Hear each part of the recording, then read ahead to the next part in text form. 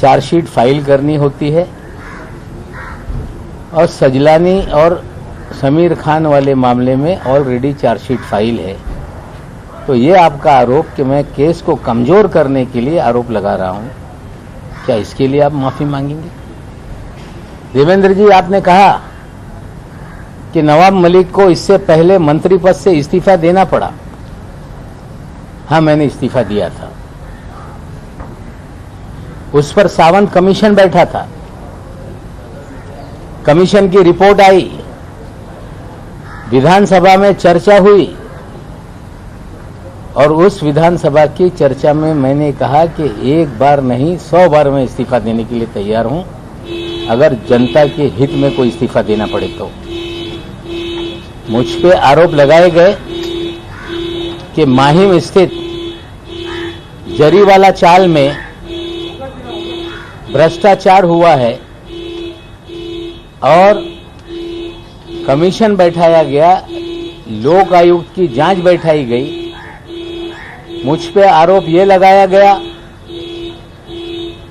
कि नवाब मलिक ने कोर्ट के ऑर्डर को डिफाई किया है, कंटेम किया है, कोर्ट के आदेश का अवहेलना की है। कोई पैसे खाने का या कोई करप्शन के चार्जेस नहीं थे, डिफाइंग ऑफ कोर्ट ऑर्डर के चार्जेस थे। जो लैंड एक्विजिशन हुआ था वो गलत तरीके से था, हमने स्टे दिया था और ये कहा जा रहा था कि हाई कोर्ट के आदेश का अवमान नवाब मलिक ने किया है। उसी कोर्ट के सामने मामला गया, कोर्ट ने उसका कॉन्ग्लिजेंस नहीं लिया। कंटेम्प्ट ऑफ कोर्ट उसी कोर्ट के सामने रखा जाता है या उससे ऊपर की कोर्ट में। किसी कमीशन को, लोक आयुक्त को यह अधिकार नहीं कि कंटेम्प्ट पर वो किसी पे आरोप मढ़े। फिर भी हमने कमीशन को झेला, कमीशन के सामने चीजें रखी और उसमें आचरण को लेके हर दिन लोगों को मिलना, लोगों की बातें सुनना, लोगों के लिए काम करना, ये आचरण जो है ये करप्ट है, इस तरह के चार्जेस लगे। लेकिन डिफाइंग कोर्ट ऑर्डर का ही हम पे मामला उठाया गया। हमने इस्तीफा दिया, रिपोर्ट आई और 2008 में दोबारा मंत्री हम बने। लेकिन जो जरीवाला नवाब मलिक प्रेस वार्ता करते हुए सफाई भी दे रहे हैं और आरोप भी लगा रहे हैं। 2 लाख रुपए का जूता, 2.5 लाख रुपए का घड़ी, 50 लाख रुपए की, 25 लाख रुपए की, 30 लाख रुपए की।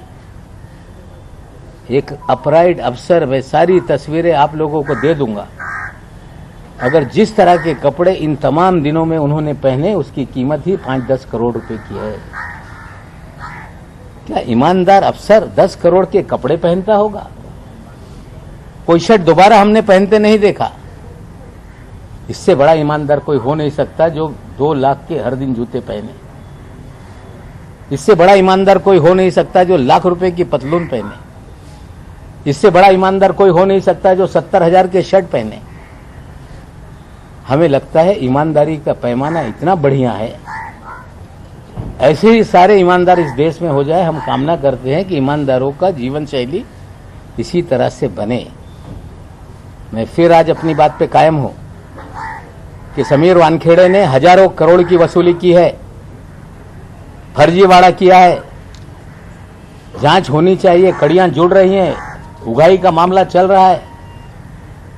ये कहा जा रहा है कि बोलने से रोका जाए।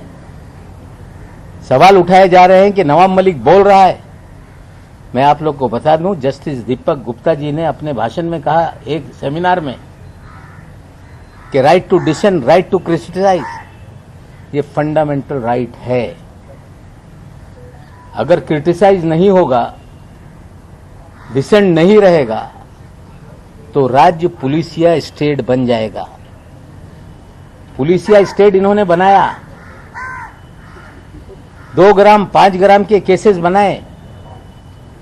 26 मामले हमने रखे हैं जिसमें अपने पास से रखकर लोगों को फ्रेम किया गया।